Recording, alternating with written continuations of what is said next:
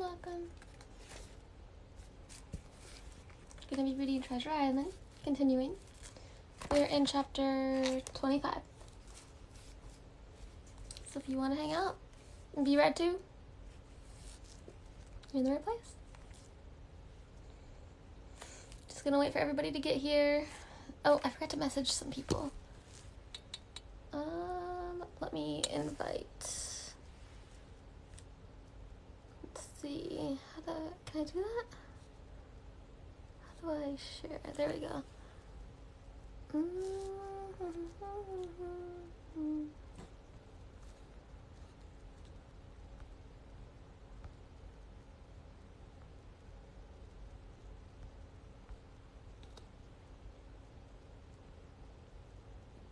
Okay. Got everybody. Alright.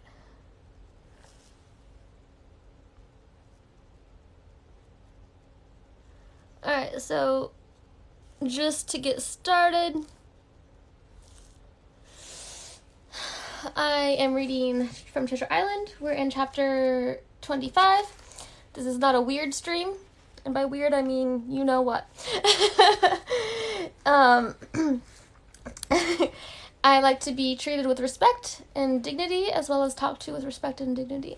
So, now that that's out of the way, how about Curious George? I love it. Super. That's fine. Actually, and I forgot who said it. Dang it. I'm terrible with remembering names like that. I'm so sorry. But somebody had a really good idea. I'm sure, like, once I see their name, I'll remember.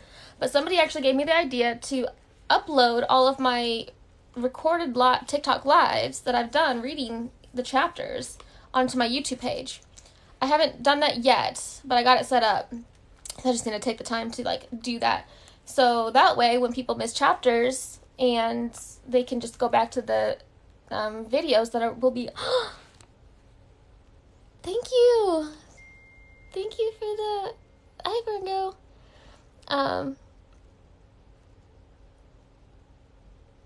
Somebody sent me something, and then some... Oh, there we go. Redneck Mystery. Oh my gosh. Okay, so thank you so much for the rose. So, aw, I wish. On Tuesdays and Thursdays and the weekends, I might be able to do that. Usually about 9 p.m. my time at least. On Mondays, Wednesdays, and Fridays, I'm like streaming on Twitch. So whenever somebody gives me a gift, I put their name on one of the books on the bookshelf on my bookmark that I put in my book when I put it on the bookshelf. I just like saying that. So I'm going to put your name on there. Redneck Mystery. I love it. Okay. Redneck Mystery. But I wonder what kind of book that is. So that's your name right there on that book. Alright, so obviously I have to repeat myself. So I'm reading from Treasure Island. This is a reading stream. Oh, you blocked it before I could have my little speech. But that's okay. I like to be treated and talked to with dignity and respect. So, if we can just get that going, that'd be nice. That is so cool, though. PJ, or NJ. I don't know what says PJ. NJ, hi. Hello, welcome. Thank you, Farango. Yeah, so again, oh, thank you for the follow. So somebody had suggested to me, and it's genius, and I got it set up. I just need to, like, go through each one and take the time to upload and download and everything. But I'm going to be adding, like, all of my TikTok lives when I read, and I'm organizing them based upon, like, the book and chapters I'm reading. So I'm going to make them in order on a playlist on my YouTube channel. And my YouTube channel is the same name as my name here, Bad Pika P. I also use it for my Twitch streaming, so there's 2 different playlists so far, one for Twitch, and then also the other playlist is going to be for reading. So that way you can listen to whatever you want and catch up and listen at your own pace. So, thank you. Oh my gosh, thank you, Super. I appreciate that. And thank you, Juan. Thank you. Oh, your Oracle saying, oh, that's awesome. That's awesome. Hopefully she can do an early reading for your son. I do not get up early. I stay up late. So sometimes I can stay up until it's early for everybody else. Yes, the YouTube channel is in my link. It should be. Yeah, it should be linked in my link tree. I'll need to double check that. I know it's at the bottom, like the little icon, YouTube icon. It'll link to my YouTube page. But I don't know if I have like a big obvious link for it or not. I can't remember. If not, my name on YouTube channel is the same as my name here, Bad Pika P. So I make it nice and easy for everybody. But again, I don't have those up there yet. I'll try to do that tomorrow if I remember. You guys need to message me to remind me to upload all the previous videos from TikTok when I'm reading up to it. I used to have that same book. I love the cover. Yes, right? I think it is from the 50s. I don't know, but it is definitely old. It's a antique, for sure. Hopefully, yeah. Okay, just making sure I see everything. Awesome. So thank you guys. Thank you for all the follows and the likes. And the more times you like tap the screen to like it, like I didn't know that you can keep liking it. I thought you could just like it once, but you could like keep tapping it, and like the more likes I get, the higher on the FYP page I get, so more people can come in and enjoy the reading. I am reading Treasure Island. We're in chapter 25, but don't worry, even if you come in late, like it's still an enjoyable read, you know. And like I was saying before, I'm going to be adding all of my previously recorded TikTok lives where I'm reading the previous chapters onto my YouTube. Oh, thank you, awesome. Okay, so without further ado, we shall start reading Treasure Island, chapter 25. I strike the Jolly Roger. Thank you, Farango. All right. So as per custom that I try to remember to do, I will read the previous paragraph, or the last paragraph of the previous chapter, just so we can get our bearings for the next chapter that we're getting into. Oh, oh my gosh, that sucks. I'm so sorry. Alright. I just said I was going to read the previous paragraph. Okay. And then, of a sudden, I began to comprehend. I had scarce time to think, scarce time to act and save myself. I was on the summit of one swell when the schooner came swooping over the next. The bowsprit was over my head. I sprang to my feet and leaped, stamping the coracle under water. With one hand I caught the jib boom, while my foot was lodged between the stay and the brace. And as I still clung there panting, a dull blow told me that the schooner had charged down upon and struck the coracle, and that I was left without retreat on the Hispaniola.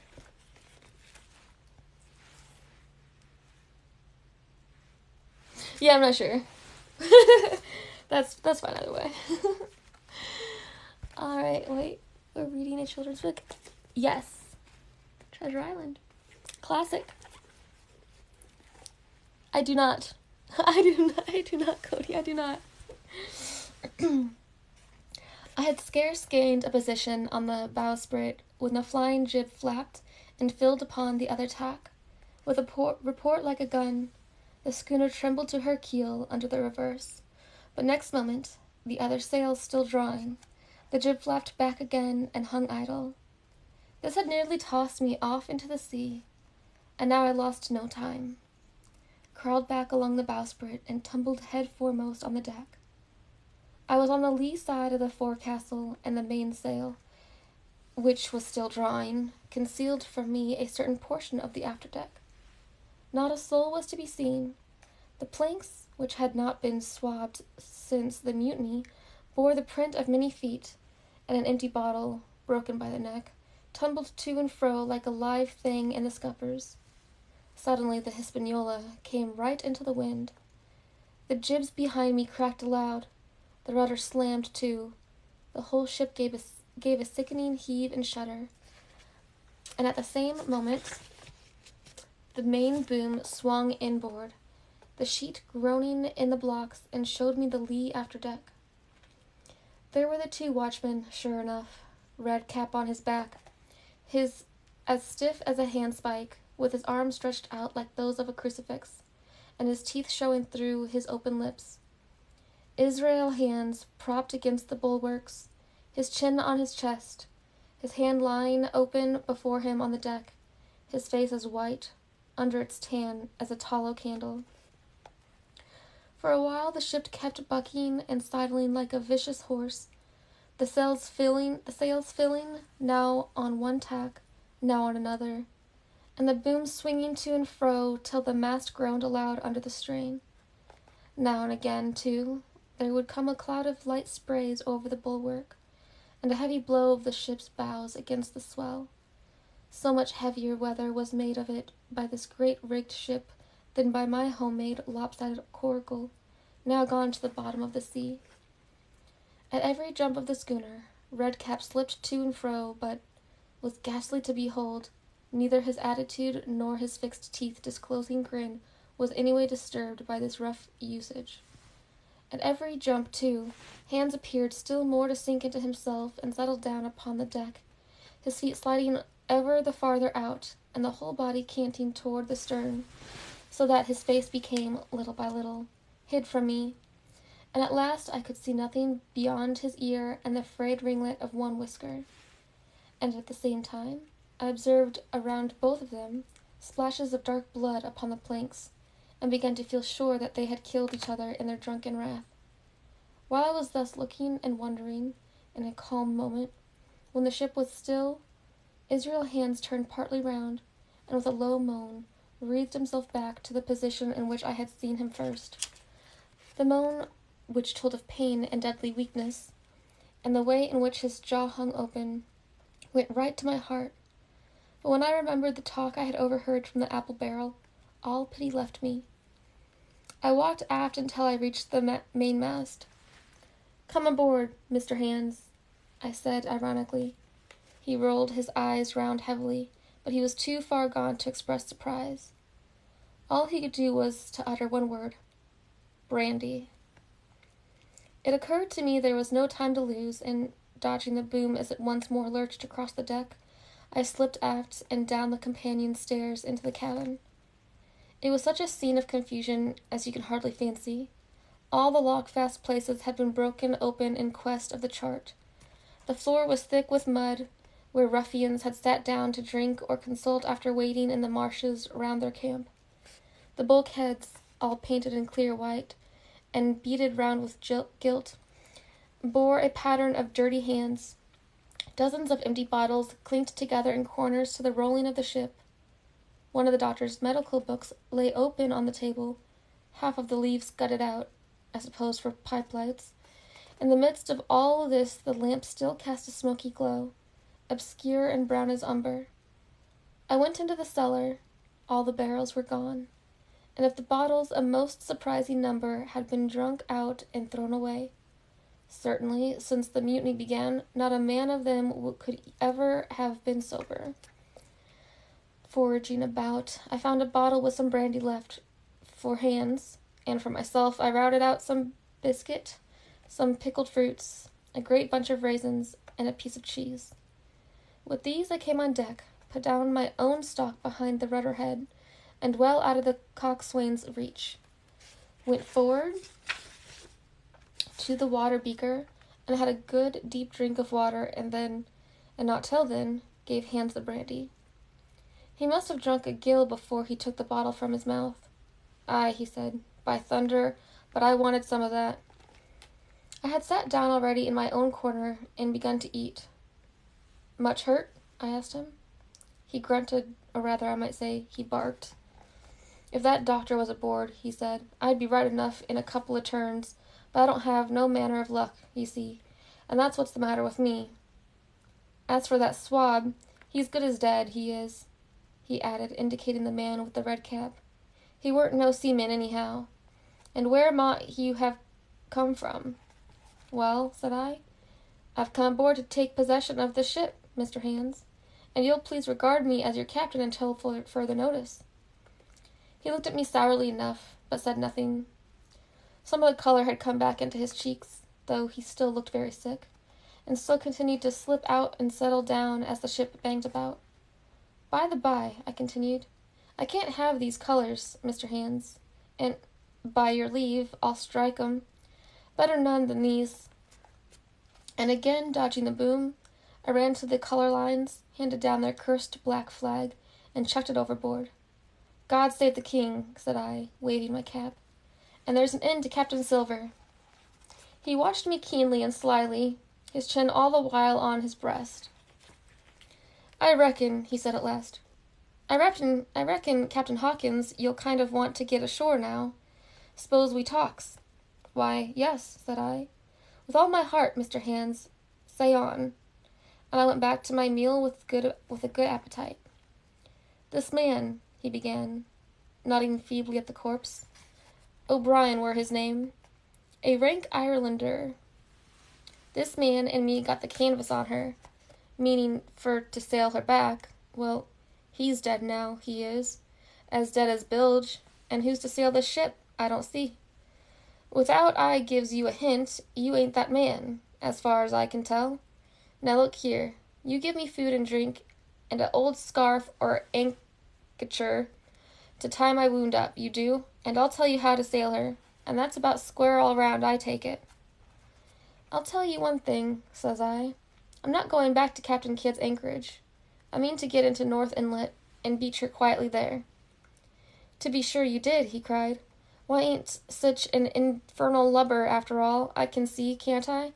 I've tried my fling, I have, and I've lost. And it's you has the wind of me. North Inlet? Why, I haven't no choice, not I. I'd help you sail her up to Execution Dock, by thunder, so I would."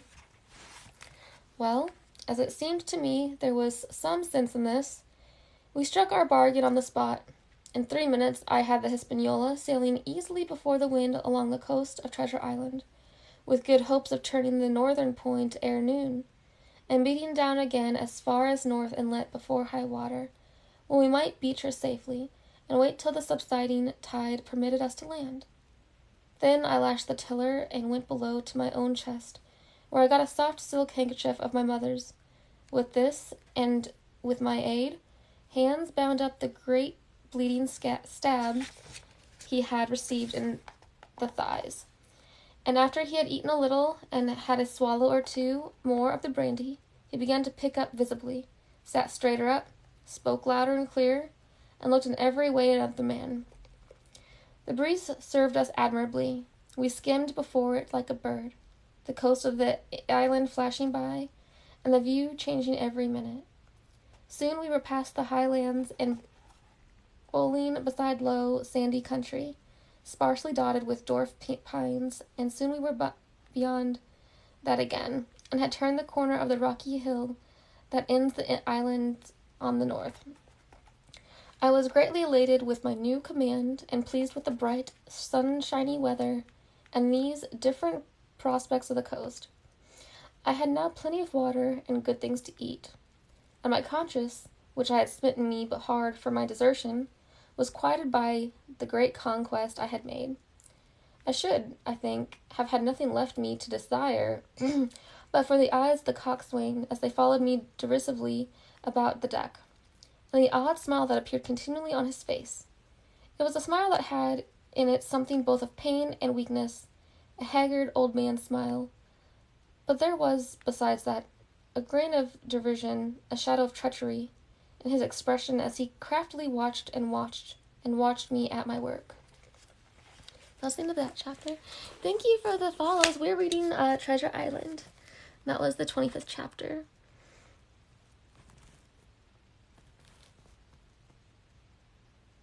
Ah, Whitehurst! Whitehurst, thank you.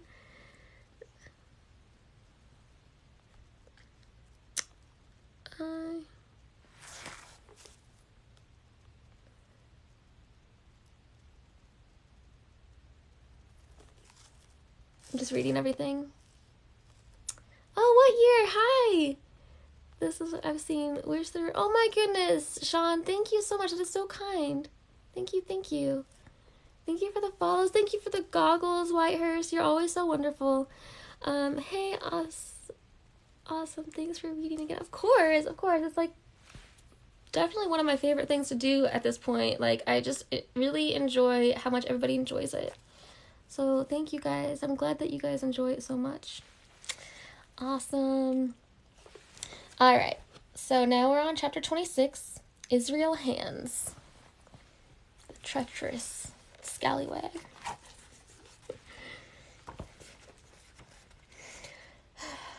The wind, serving us to a desire, now hauled into the west.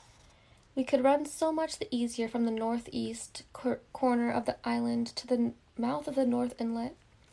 Only as we had no power to anchor, and dared not beach her till the tide had flowed a good deal farther. Time hung on our hands. The coxswain told me how to lay the ship to. After a good many trials I succeeded, and we both sat in silence over another meal. "Captain," said he at length, with that same uncomfortable smile, "here's my old shipmate, O'Brien. Suppose you was to heave him overboard. I ain't particular as a rule, and I don't take no blame for settling his hash. But I don't reckon him ornamental now, do you?" "I'm not strong enough, and I don't like the job, and there he lies for me," said I. "This here's an unlucky ship, this Hispaniola, Jim," he went on, blinking. "There's a power of men been killed in this Hispaniola. A sight of poor seamen dead and gone since you and me took ship to Bristol. I never seen such dirty luck, not I.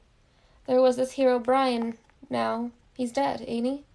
Well, now, I'm no scholar, and you're a lad as can read and figure, and to put it straight, do you take it as a dead man is dead for good, or do you come alive again?" "You can kill the body, Mr. Hands, but not the spirit. You must know that already," I replied. "O'Brien there is in another world, and may be watching us." "Ah," says he. "Well, that's unfortunate. Appears as if killing parties was a waste of time. Howsomever, spirits don't reckon for much, by what I've seen. I'll chance it with the spirits, Jim. And now you've spoke up free, and I'll take it kind if you'd step down into that there cabin and get me a shiver me timbers. I can't hit the name of it on it. Well, you get me a bottle of wine, Jim. This here brandy's too strong for my head." Now, the coxswain's hesitation seemed to be unnatural, and as for the notion of his preferring wine to brandy, I entirely disbelieved it. The whole story was a pretext. He wanted me to leave the deck. So much was plain. But with what purpose I could in no way imagine. His eyes never met mine. They kept wandering to and fro, up and down, now with a look to the sky, now with a flitting glance upon the dead O'Brien. All the time he kept smiling, putting his tongue out in the most guilty, embarrassed manner, so that a child could have told that he was bent on some deception. I was prompt with my answer, however, for I saw where my advantage lay, and that with a fellow so densely stupid I could easily conceal my suspicions to the end. "Some wine?" I said. "Far better, white or red." Oh. We're reading Treasure Island.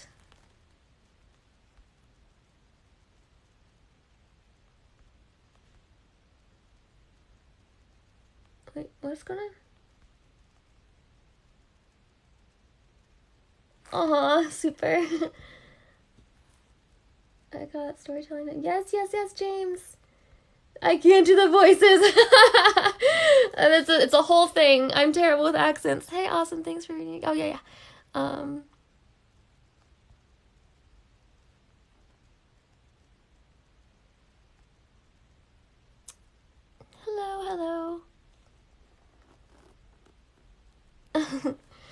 Alright. Yeah, I didn't see anything wrong with what you said. Okay. Where are we at? Okay. "Well, I reckon it's about the blessed same to me, shipmate," he replied. "So it's strong and plenty of it. What's the odds?" Your voice is soothing the way it is. Aw, thank you, your hello is a pretty word. Oh, thank you. Just reading some Treasure Island. All right, I answered. I'll bring you port, Mr. Hands, but I'll have to dig for it. With that, I scuttled down the companion with all the noise I could, slipped off my shoes, ran quietly along the sparred gallery, mounted the forecastle ladder, and popped my head out of the fore companion. I knew he would not expect me to see me there, yet I took every precaution possible, and certainly the worst of my suspicions proved too true.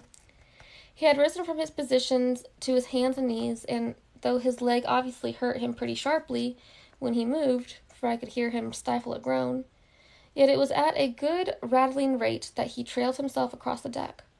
In half a minute he had reached the port scuppers and picked out of a coil of rope a long knife, or rather a short dirk, discolored to the hilt with blood.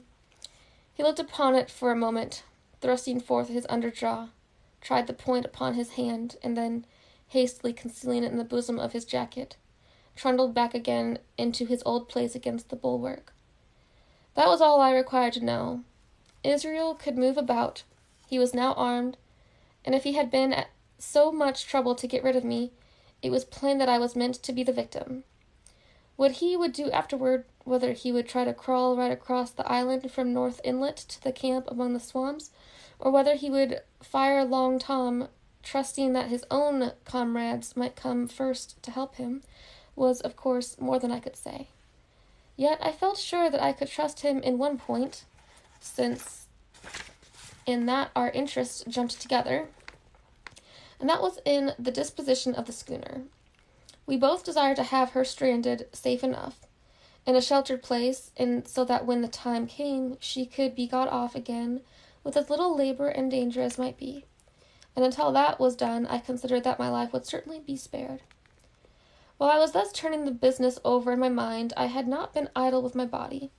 I had stolen back to the cabin, slipped once more into my shoes, and laid my hand at random on a bottle of wine, and now, with this for an excuse, I made my reappearance on the deck. Hands lay as I had left them, all fallen together in a bundle, and with his eyelids lowered, as though he were too weak to bear the light. He looked up, however, at my coming, knocked the neck off the bottle, like a man who had done the same thing often, and took a good swig with his favorite toast of, "Here's luck." Then he lay quiet for a little, and then, pulling out a stick of tobacco, begged me to cut him a quid. "Cut me a junk o' that," says he, "for I haven't no knife, and hardly strength enough, so be as I had. Ah, Jim, I reckon I've missed stays. Cut me a squid, as'll likely be the last, lad, for I'm for my long home, and no mistake." "Well," said I, "I'll cut you some tobacco, but if I was you, and thought myself so badly, I would go to my prayers, like a Christian man." "Why?" said he. "Now you tell me why." "Why?" I cried. "You were asking me just now about the dead. You've broken your trust. You've lived in sin and lies and blood. There's a man you killed lying at your feet this moment, and you ask me why. For God's mercy, Mr. Hands, that's why." I spoke with little heat, thinking of the bloody dirk he had hidden in his pocket, and designed, in his ill thoughts, to end me with. He, for his part, took a great draught of the wine, and spoke with the most unusual solemnity. "For 30 years, he said, I have sailed the seas, and seen good and bad, better and worse, fair weather and foul, provisions running out, knives going, and what not. Well, now I tell you, I never seen good come of goodness yet. Him as strikes first is my fancy. Dead men don't bite. Them's my views. Amen, so be it. And now, you look here," he added, suddenly changing his tone. "We've had about enough of this foolery. The tide's made good enough by now. You just take my orders, Captain Hawkins, and we'll sail slap in and be done with it." All told, we had scarce 2 miles to run, but the navigation was delicate. The entrance to this northern anchorage was not only narrow and shoal, but lay east and west, so that the schooner must be nicely handled to be got in. I think I was a good, prompt subaltern, and I am very sure that Hands was an excellent pilot, for we went about and dogged in, shaving the banks with a certainty and a neatness that were a pleasure to behold. Scarcely had we passed the heads before the land closed around us. The shores of North Inlet were as thickly wooded as those of the southern anchorage, but the space was longer and narrower, and more like, what in truth it was, the estuary of a river. Right before us, at the southern end, we saw the wreck of a ship in the last stages of dilapidation. It had been a great vessel of 3 masts, but had lain so long exposed to the injuries of the weather that it was hung about with great webs of dripping seaweed, and on the deck of its shore bushes had taken root, and now flourished thick with flowers. It was a sad sight, but it showed us that the anchorage was calm. "Now," said Hans, "look here. Look there. There's a pet bit to beach a ship on. Fine flat sand, never a cat's paw, trees all around of it, and flowers a bloomin' like a guarding on that old ship." "And once beached," I inquired, "how shall we get her off again?" "Why, so," he replied. "You take a line ashore there on the other side at low water, take a turn about one of them big pines, bring it back, take a turn around the capstan, and lie to for the tide. Come high water, all hands take a pull upon the line, and off she comes as sweet as nature. And now, boy, you stand by. We're near the bit now, and she's too much way on her. Starboard a little, so steady, starboard, larboard, a little, steady, steady." So he issued his commands, which I breathlessly obeyed, till, all of a sudden, he cried, "Now, my hearty luff," and I put the helm hard up, and the Hispaniola swung around rapidly and ran stem on for the low wooded shore. The excitement of these last maneuvers had somewhat interfered with the watch I had kept hitherto, sharply enough upon the coxswain, even though I was still so much interested, waiting for the ship to touch, that I had quite forgot the peril that hung over my head, and stood craning over the starboard bulwarks, and watching the ripples spreading wide before the bows. I might have fallen without a struggle for my life, had not a sudden disquietude seized upon me, and made me turn my head. Perhaps I heard a creak, or seen his shadow moving with the tail of my eye. Perhaps it was an instinct like a cat's, but, sure enough, when I looked round, there was Hans, already halfway toward me, with a dirk in his right hand. We must both have cried out aloud when our eyes met, but while mine was the shrill cry of terror, his was a roar of fury, like a charging bull's. At the same instant he threw himself forward, and I leaped sideways toward the bows. As I did so, I left hold of the tiller, which sprang sharp to leeward, and I think this saved my life, for it struck Hans across the chest and stopped him, for the moment, dead. Before he could recover, I was safe out of the corner where he had me trapped. With all the deck to dodge about, just forward of the mainmast, I stopped, drew a pistol from my pocket, took a cool aim, though he had already turned and was once more coming directly after me, and drew the trigger. The hammer fell, but there followed neither flash nor sound. The priming was useless with sea water. I cursed myself for my neglect. Why had not I, long before, reprimed and reloaded my only weapons? Then I should not have been, as now, a mere fleeing sheep before this butcher. Wounded as he was, it was wonderful how fast he could move. His grizzled hair tumbling over his face, and his face itself as red as a red ensign with his haste and fury. I had no time to try my other pistol, nor indeed much inclination, for I was sure it would be useless. One thing I saw plainly: I must not simply retreat before him, or he would speedily hold me boxed into the bows, as a moment since he had so nearly boxed me in the stern. Once so caught, and 9 or 10 inches of that blood-stained dirk would be my last experience on this side of eternity. I placed my palms against the mainmast, which was of a goodish bigness, and waited, every nerve upon the stretch. And this is the picture of it.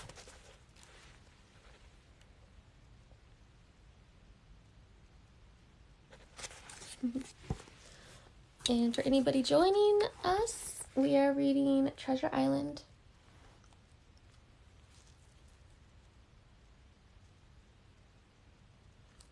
Pixar movie? Coco? I don't know. I haven't heard of one. Aw, Feringa, that's awesome. Treasure Island. Lighters, thank you. Thank you. Thank you, thank you. Yes, story time. Oh, thank you, Sean. You can tap the screen to you can continue tapping it as many times as you like, and that'll help this live go to the top of the FYP page, or you can there's a share option, and you can share it with like people that you're friends with and connected with as well. Thank you. Thank you guys for the follows and for the likes. It's my favorite time too, honestly. I love it. I love it. Thank you for the follows, for the likes, for the shares, for the gifts. I love it. Thank you, Sean. Thank you. I appreciate that. I appreciate that so much. All right. I do not live in Idaho, no. Seeing that I meant to dodge, he also paused, and a moment or two passed in feints on his part, and corresponding movements upon mine. It was such a game as I had often played at home about the rocks of Black Hill Cove, but never before, you may be sure, with such a wildly beating heart as now. Still, as I say, it was a boy's game, and I thought I could hold my own at it, against an elderly seaman with a wounded thigh. Indeed, my courage had begun to rise so high that I allowed myself a few darting thoughts on what would be the end of the affair, and while I saw certainly that I could spin it out for long, I saw no hope of any ultimate escape. Well, while things stood thus, suddenly the Hispaniola struck, staggered, ground for an instant in the sand, and then, swift as a blow, canted over to the port side, till the deck stood at an angle of 45 degrees, and about a puncheon of water splashed into the scupper holes and lay in a pool between the deck and bulwark. We were both of us capsized in a second, and both of us rolled, almost together, into the scuppers. The dead Redcap, with his arms still spread out, tumbling stiffly after us. So near were we, indeed, that my head came in against the coxswain's foot with a crack that made my teeth rattle. Blow and all, I was the first afoot again, for hands had got involved with the dead body. The sudden canting of the ship had made the deck no place for running on. I had to find some new way of escape, and that upon the instant, for my foe was almost touching me. Quick as thought, I sprang into the mizzen shrouds, rattled up hand over hand, and did not draw a breath till I was seated on the cross trees. I had been saved by being prompt. The dirk had struck not a half a foot below me as I pursued my upward flight, and there stood Israel Hands with his mouth open and his face upturned to mine, a perfect statue of surprise and disappointment. Now that I had a moment to myself, I lost no time in changing the priming of my pistol, and then, having one ready for service and to make assurance doubly sure, I proceeded to draw the load of the other and recharge it afresh from the beginning. My new employment struck Hands all of a heap. He began to see the dice going against him, and after an obvious hesitation, he also hauled himself heavily into the shrouds, and, with the dirk in his teeth, began slowly and painfully to mount. It cost him no end of time and groans to haul his wounded leg behind him, and I had quietly finished my arrangements before he was much more than a third of the way up. Then, with the pistol in either hand, I addressed him. "One more step, Mr. Hands," said I, "and I'll blow your brains out. Dead men don't bite, you know," I added, with a chuckle. He stopped instantly. I could see by the working of his face that he was trying to think, and the process was so slow and laborious that, in my newfound security, I laughed aloud. At last, with a swallow or two, he spoke, his face still wearing the same expression of extreme perplexity. In order to speak, he had to take the dagger from his mouth, but in all else, he remained unmoved. "Jim," says he, "I reckon we're fouled, you and me, and we'll have to sign articles. I'd have had you but for that there lurch, but I don't have no luck, not I, and I reckon I'll have to strike, which comes hard, you see, for a master mariner to a ship's younger like you, Jim." I was drinking in his words and smiling away, as conceited as a cock upon a wall, when, all in a breath, back went his right hand. over his shoulder. Something sang like an arrow through the air. I felt a blow and then a sharp pang, and there I was pinned by the shoulder to the mast. In the horrid pain and surprise of the moment, I scarce can say it was by my own volition, and I am sure it was without a conscious aim. Both my pistols went off, and both escaped out of my hands. They did not fall alone. With a choked cry, the coxswain loosed his grasp upon the shrouds and plunged headfirst into the water. It's getting good. We're reading Treasure Island. We are at 6.9 thousand likes, almost 7,000. My favorite book series? Ooh, that's a hard one. I mean, Harry Potter is always a great one. That's a classic as well for me. Series. I like Harry Potter and Aragon. I read those when I was younger. I probably shouldn't say this, but that's always a good way to start. I hope you have children when Disney. Aww. Tap fast before we fill the bar. If you tap fast, you can get fireworks. Seriously, you can get fireworks? That's awesome. That's awesome. So thank you all for all the likes and the gifts. It means so much, and it helps me out a whole lot. And if anybody sends gifts, I add your name to the books on my bookshelf on my bookmark. Yeah, so thank you for being here. Alright, chapter 27. I forgot how many chapters are in this whole book. So there are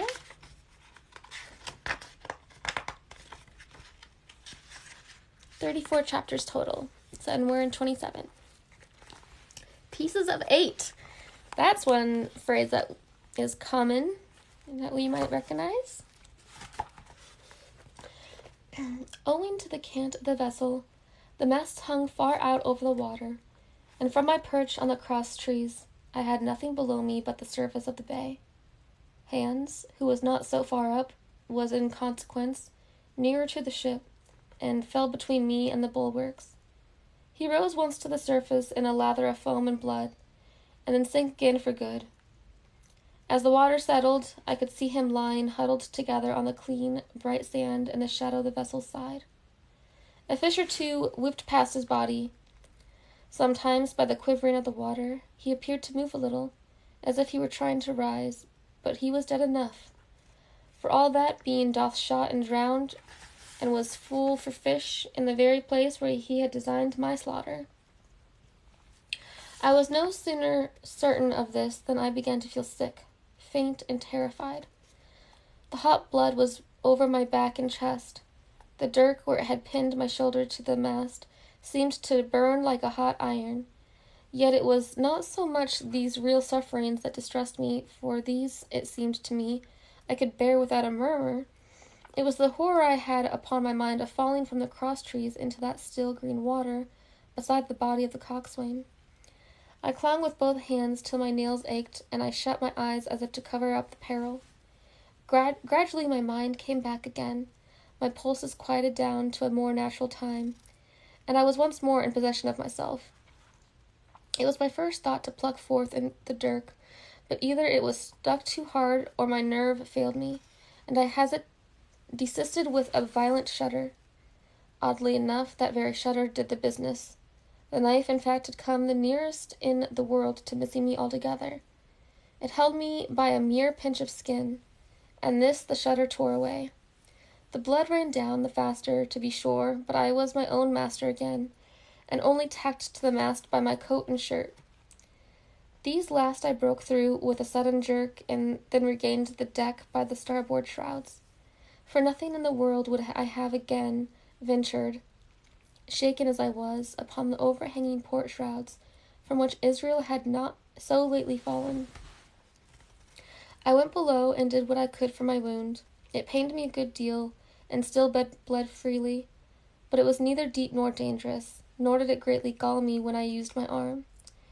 Then I looked around me, and as the ship was now, in a sense, my own, I began to think of clearing it from its last passenger, the dead man O'Brien.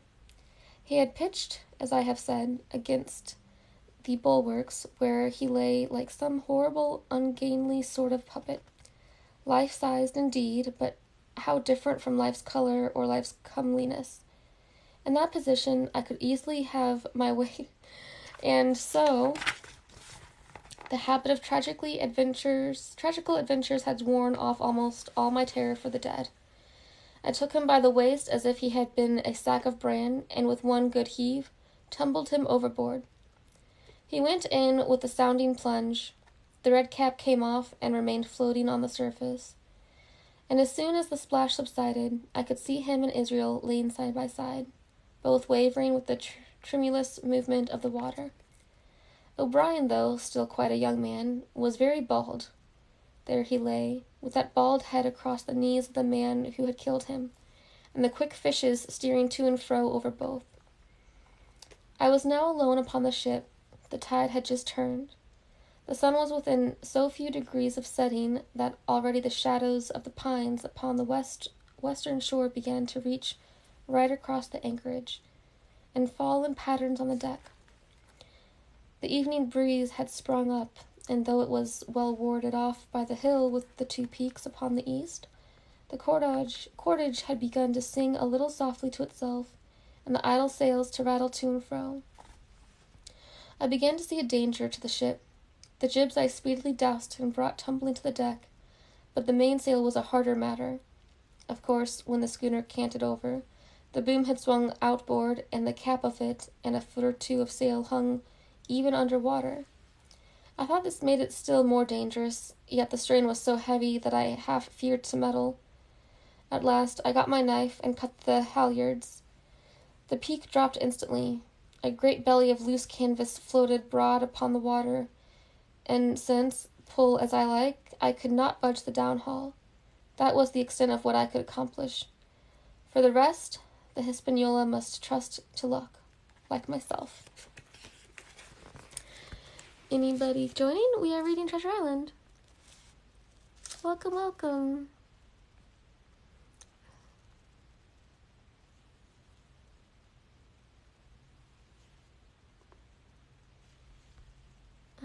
Hello, hello. Thank you for the follows. Thank you for the likes.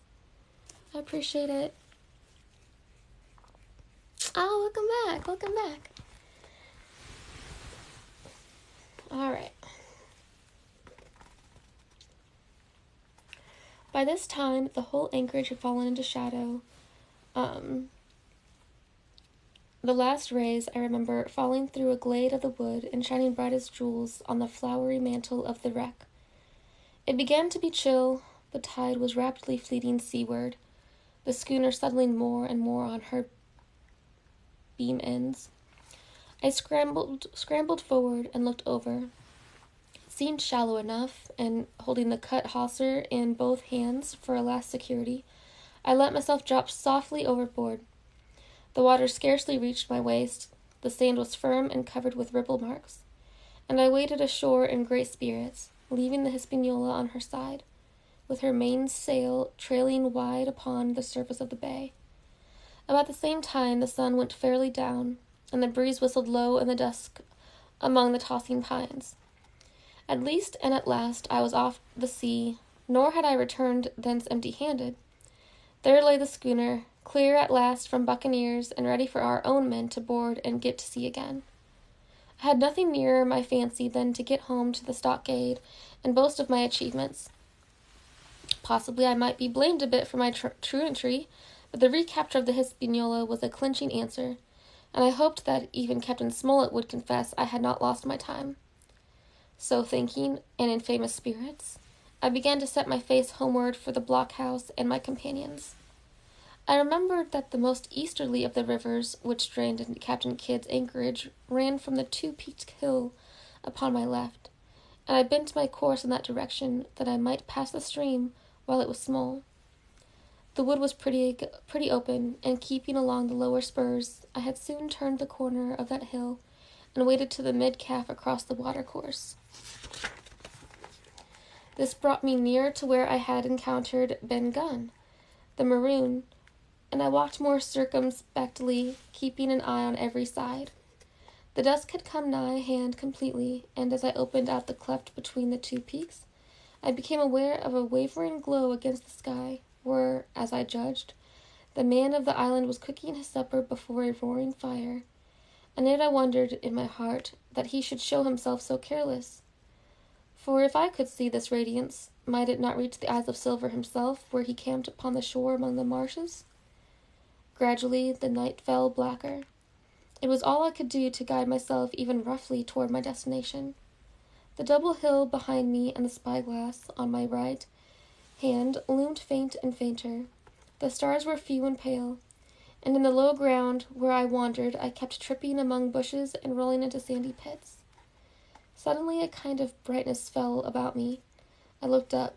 A pale glimmer of moonbeams had alighted on the summit of the spyglass, and soon after I saw something broad and silvery moving low down behind the trees, and knew the moon had risen. With this to help me, I passed rapidly over what remained to me of my journey, and, sometimes walking, sometimes running, impatiently drew near to the stockade.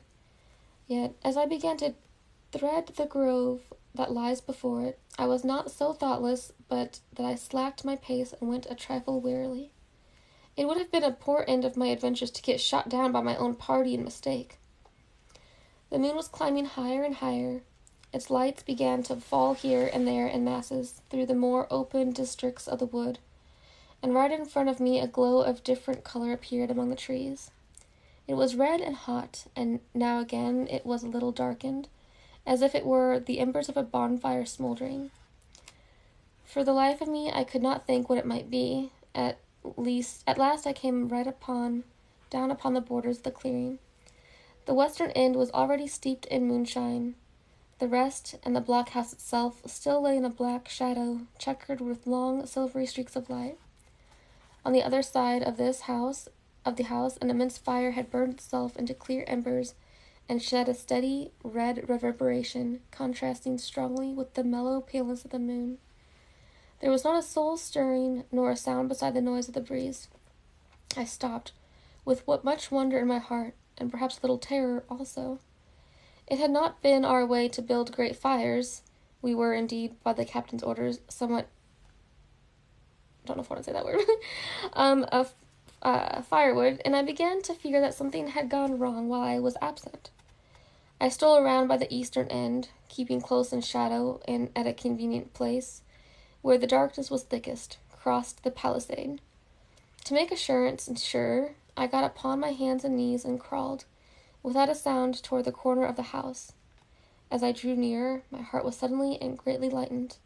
It is not a pleasant noise in itself, and I have often complained of it at other times, but just then it was like music to hear my friends snoring together so loud and peacefully in their sleep.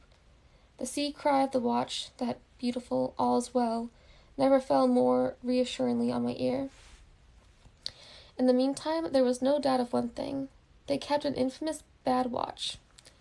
If it had been Silver and his lads that were now creeping in on them, not a soul would have seen daybreak. That was what it was, thought I, to have the captain wounded, and again I blamed myself sharply for leaving them in that danger with so few to mount guard. By this time I had got to the door and stood up. All was dark within, so that I could distinguish nothing by the eye. As for sounds, there was the steady drone of the snores, and a small occasional noise, a flickering or pecking that I could in no way account for. With my arms before me, I walked steadily in. I should lie down in my own place, I thought with a silent chuckle, and enjoy their faces when they found me in the morning. My foot struck something yielding. It was a sleeper's leg, and he turned and groaned, but without awaking. And then all of a sudden a shrill voice broke forth. "Pieces of 8! Pieces of 8! Pieces of 8! Pieces of 8! Pieces of 8!" and so forth, without pause or change, like the clacking of a tiny mill. Silver's green parrot, Captain Flint. It was she whom I had heard pecking at a piece of bark. It was she, keeping better watch than any human being, who thus announced my arrival with her wearisome refrain. I had no time left to recover. At the sharp, clipping tone of the parrot, the sleepers awoke and sprang up, and with a mighty oath, the voice of Silver cried, "Who goes?" I turned to run, struck violently against one person, recoiled, and ran full into the arms of a second, who, for his part, closed upon and held me tight. "Bring a torch, Dick," said Silver, when my capture was thus assured.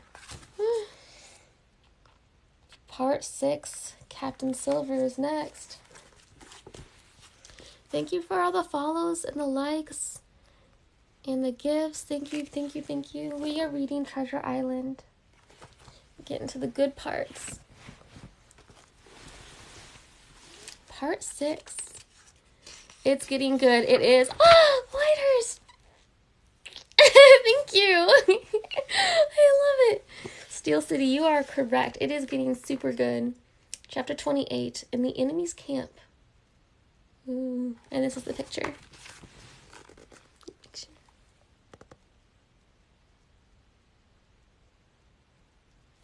So, awesome. All right, ready for the next chapter? The red glare of the torch, lighting up the interior of the blockhouse. What here? Thank you for the hearts. Thank you. I love them.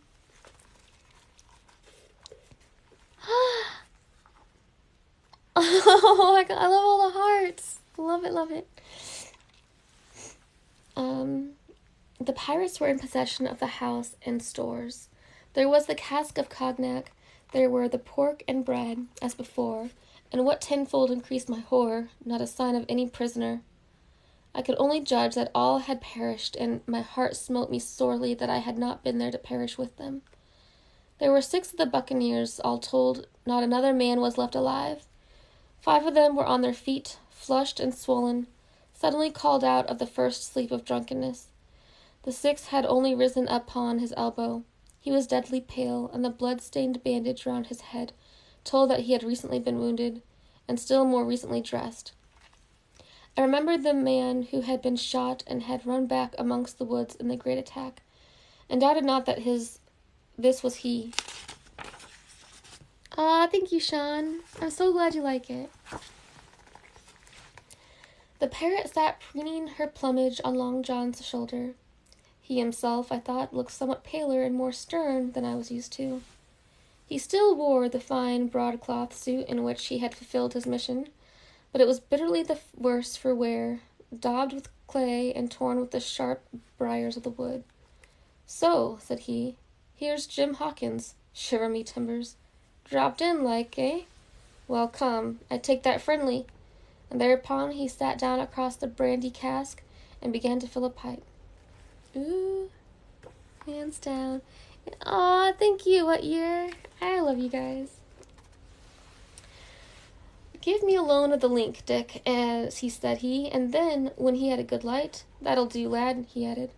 "Stick the glim in the wood heap, and you, gentlemen, bring yourselves too. You needn't stand up for Mr. Hawkins. He'll excuse you." "You may lay to that. And so, Jim," stopping the tobacco, "here you were, in quite a pleasant surprise for poor old John Silver.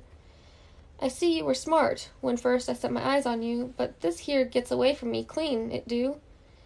To all this, as may be well supposed, I made no answer. They had set me with my back against the wall, and I stood there, looking Silver in the face, pluckily enough, I hope, to all outward appearances, but with black despair in my heart. Silver took a whiff or two of his pipe with great composure, and then ran on again. "Now, you see, Jim, so be as you are here," says he, "I'll give you a piece of my mind. I've always liked you, I have, for lad of spirit, and the picture of my own self when I was young and handsome. I always wanted you to jine and take your share and die a gentleman, and now, my cock, you've got to. Your Captain Smollett's a fine seaman, as I'll own up to any day, but stiff on discipline. Duty is duty, says he, and right he is. Just you keep clear of the captain. The doctor himself is gone dead again, you ungrateful scamp, was what he said. And the short and the long of the whole story is about here, and can't go back to your own lot. For they won't have you, and without you start a 3rd ship's company all by yourself, which might be lonely. You'll have to join with Captain Silver. So far so good, my friends. Then we're still alive. and though I partly believed the truth of Silver's statement, that the cabin party were incensed at me for my desertion, I was more relieved than distressed by what I heard. I didn't say nothing as to your being in our hands, continued Silver, though there you are, and you may lay to it. I'm all for argument. I never seen good come out of threatening. If you like the service, well, you'll join, and if you don't, Jim, why, you're free to answer no. Free and welcome, shipmate. And if fair can be said by mortal seamen, shiver me sides. Am I to answer then? I asked, with a very tremulous voice. Through all this sneering talk, I was made to feel the threat of death that overhung me, and my cheeks burned and my heart beat painfully in my breast. Lad, said Silver, no one's oppressing of you. Take your bearings. None of us won't hurry you. Mate, time goes so pleasant in your company, you see. Well, says I, growing a bit bolder, if I'm to choose, I declare I have a right to know what's what, and why you're here, and where my friends are. What's what? Repeated one of the buccaneers, in a deep growl, the most threatening note I had yet heard. Ah, he'd be a lucky one as knowed that. You'll perhaps batten down your hatches till you're spoke, my friend, cried Silver truculently to the speaker, and then in the same gracious tones he had first used, he replied to me. Yesterday morning, Mr. Hawkins, he said, in the dog watch, down came Dr. Livesey with a flag of truce. Says he, Captain Silver, you're sold out, ship's gone. Well, maybe we'd been taking a glass and a song to help it round. I won't say no. Leastways, none of us had looked out. We looked out, and by thunder the old ship was gone. I never seen a peak of fools look fishier, and you may lay to that if I tells you that looked the fishiest. Well, says the doctor, let's bargain. We bargained, him and I, and here we are. Stores, brandy, blockhouse. The firewood you was thoughtful enough to cut, and, in a manner of speaking, the whole blessed boat from Cross Trees to Kielson. As for your friends, they've tramped. I don't know where's they are. He again drew quietly at his pipe. At least you should take it into that head of yours, he went on, that you was included in the treaty. Here's the last word that was said. How many are you, says I, to leave? 4, says he, and one of us wounded. As for that boy, I don't know where he is, confound him, says he, nor I don't much care. We're about sick of him. These was his words. Is that all? I asked. Well, it's all that you're to hear, my son, returned Silver. And now I am to choose? And now you are to choose, and you may lie to that, said Silver. Well, said I am not such a fool, but I know pretty well what I have to look for. Let the worst come to the worst, it's little I care. I've seen too many die since I fell in with you, but there's a thing or two I have to tell you, I said, and by this time I was quite excited, and the first is this. Here you are in a bad way, ship lost, treasure lost, men lost. Your whole business gone to wreck, and if you want to know who did it, it was I. I was in the apple barrel the night we sighted land. And I heard you, John, and you, Dick Johnson, and Hans, who was now at the bottom of the sea, and told every word you said before the hour was out. And as for the schooner, it was I who cut her cable, and it was I that killed the men you had aboard of her, and it was I who brought her where you'll never see her more. Not one of you. The laugh's on my side. I've had the top of this business from the first. I no more fear you than I fear a fly. Kill me, if you please, or spare me, but one thing I'll say, and no more. If you spare me, bygones are bygones, and when you fellows are in court for piracy, I'll save you all I can. It is for you to choose. Kill another and do yourselves no good, or spare me and keep a witness to save you from the gallows. I stopped, for I tell you, I was out of breath, and to my wonder, not a man of them moved, but all sat staring at me like as many sheep. And while they were still staring, I broke out again. And now, Mr. Silver, I said, I believe you're the best man here, and if things go the worst, I'll take it kind of you to let the doctor know the way I took it. I'll bear it in mind, said Silver, with an accent so curious that I could not for the life of me decide whether he were laughing at my request or had been favorably affected by my courage. I'll put one to that, cried the old mahogany-faced seaman, Morgan by name, whom I had seen in Long John's public house upon the quays of Bristol. It was him that knowed Black Dog. Well, and see here, added the sea cook, I'll put another again to that, by thunder, for it was this same boy that faked the chart from Billy Bones. First and last, we've split upon Jim Hawkins. Then here goes, said Morgan, with an oath, and he sprang up, drawing his knife as if he had been 20 and starting toward me. Avast there, cried Silver. Who are you, Tom Morgan? Maybe you thought you was captain here, perhaps, by the powers, but I'll teach you better. Cross me, and you'll go where many a good man's gone before you. First and last, these 30 year back, some to the yard arm, shiver my sides, and some by the board, and all to feed the fishes. There's never a man looked me between the eyes and seen a good day afterward. Tom Morgan, you may lay to that. Morgan paused, but a hoarse murmur rose from the other buccaneers. Tom's right, said one. I stood hazing long enough from one, added another. I'll be hanged if I'll be hazed by you, John Silver. Did any of you gentlemen want to have it out with me? Roared Silver, bending far forward from his position on the keg, with his pipe still glowing in his right hand. Put a name on what you're at. You ain't dumb, I reckon. Him that wants shall get it. Have I lived this many years, and the son of a rum-punchin should cock his hat athwart my hoss at the latter end of it? You know the way, you're all gentlemen of fortune, by your account. Well, I'm ready. Take a cutlass. Him that dares, and I'll see the color of his insides, crutch and all, before that pipe's empty. Not a man stirred, not a man answered. That's your sort, is it? He added, returning his pipe to his mouth. Well, you're a gay lot to look at anyway. Not much worth to fight, you ain't. Perhaps you can understand King George's English. I'm captain here by election. I'm captain here because I'm the best man by a long sea mile. You won't fight as gentlemen of fortune should, then by thunder you'll obey, and you may lay to it. I like that boy, now. I never seen a better boy than that. He's more a man than any pair of rats of you in this here house. And what I say is this. Let me see him that'll lay a hand on him. That's what I say, and you may lay to it. There was a long pause after this. I stood straight up against the wall, my heart still going like a sledgehammer, but with a ray of hope now shining in my bosom. Silver leaned back against the wall, his arms crossed, his pipe in the corner of his mouth, as calm as though he had been in church. Yet his eyes kept wandering furtively, and he kept the tail of it on his unruly followers. They, on their part, drew gradually together toward the far end of the blockhouse, and the low hiss of their whispering sounded in my ear continuously like a stream. One after another they would look up, and the red light of the torch would fall for a second on their nervous faces. But it was not toward me, it was toward Silver that they turned their eyes.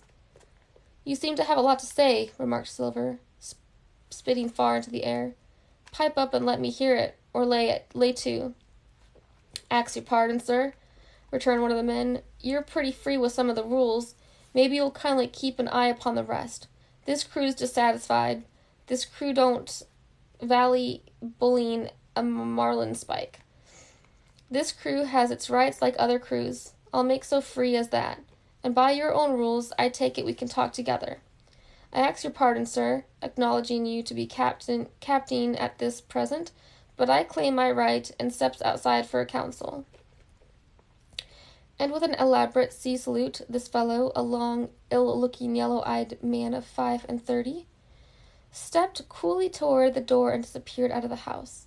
One after another, the rest followed his example, each making a salute as he passed, each adding some apology. According to rules, said one. Foxley Council, said Morgan. And so, with one remark or another, all marched out and left Silver and me alone with the torch. The sea cook instantly removed his pipe. Now, look you here, Jim Hawkins, he said, in a steady whisper that was no more than audible. You're within half a plank of death, and what's a long sight worse, of torture. They're going to throw me off, but you, Mark, I stand by you through thick and thin. I didn't mean to, no, not till you spoke up. I was about desperate to lose that much blunt and be hanged into the bargain. But I see you was the right sort.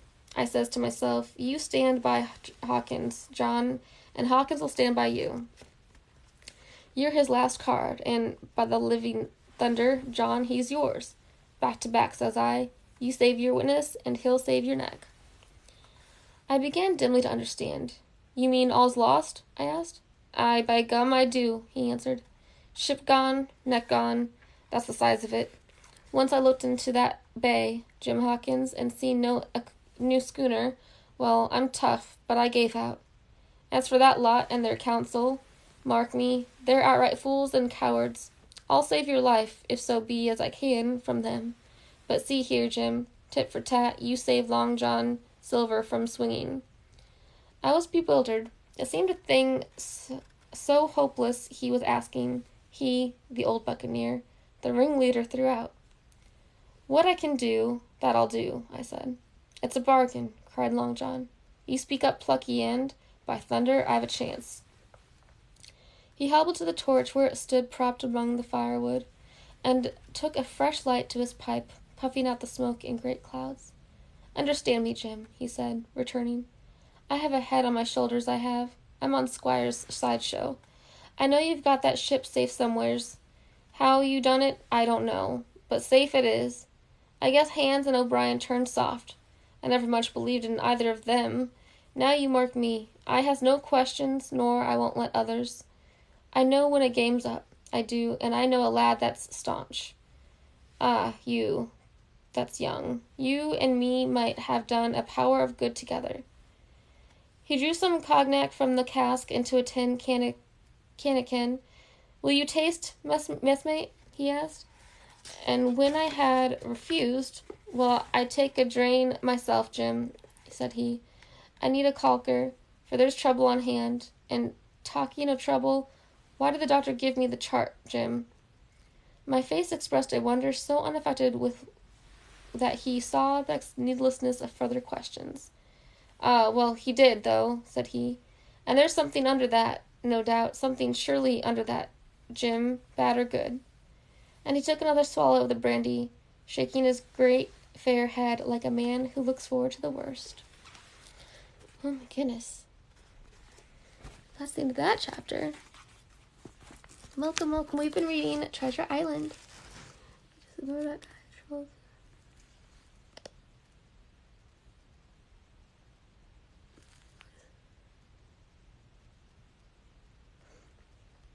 Oh, Whitehurst!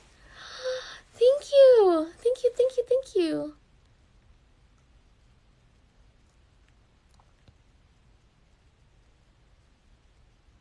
Yeah, if people are just trolling, it's easy to ignore them. 'Cause he said, like, they can be helpful in adding to Satan! Welcome, welcome! Hello, it's been a hot second. Good morning, good morning. If they're being completely, like, disgusting, disrespectful, that sort of stuff, that's different. If they're just being silly, I don't mind ignoring them. We'll go dirty, all he said was behind you. Yeah. That's fine. I missed the reading. Oh, I'm sorry. The good news is, somebody had given me the genius idea to start uploading all of my previous readings, TikTok Live recordings onto my YouTube page. I haven't done that yet, but I will be doing that tomorrow, or starting to. So yeah.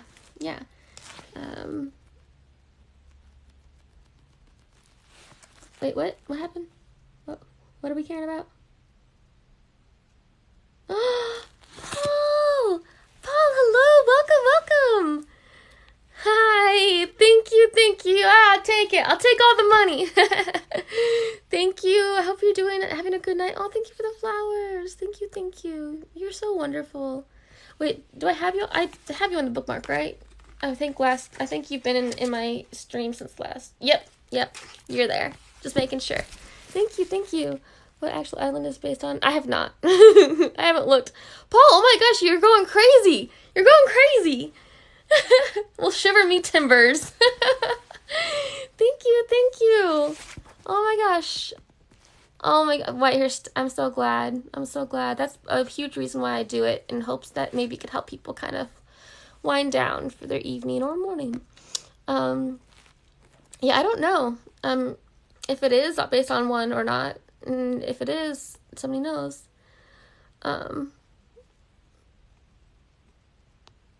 Lack of respect. Wait, what? What's a lack of respect? It's not Oak Island. But yeah, so anyways, this has been amazingly fun as always. Thanks for hanging out with me, and I'm glad that you guys enjoy it so much. Let's see. Tomorrow I should be reading again, so hopefully I can get in a little bit earlier.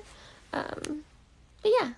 And then tomorrow, I have a few things going on, but I will try to make sure I start uploading the previous recordings starting from chapter 1 of this book on my YouTube channel. And I'll let you guys know when I have that going, just for anybody who came in late and missed like the beginning. So yeah, thank you guys so much. Sweet dreams and can't wait. Awesome. Thank you so much, Whitehurst. Good night. I hope you have a wonderful evening yourself. Good night, everybody. Good night, What Years? Good night, Farango. Good night, Steele. Paul, thanks for being here. Love you all. Have a good, wonderful evening. Thank you. Thank you. Thank you, Sean. Good night to you as well. All right. Good night, guys. Thank you. Thank you, guys.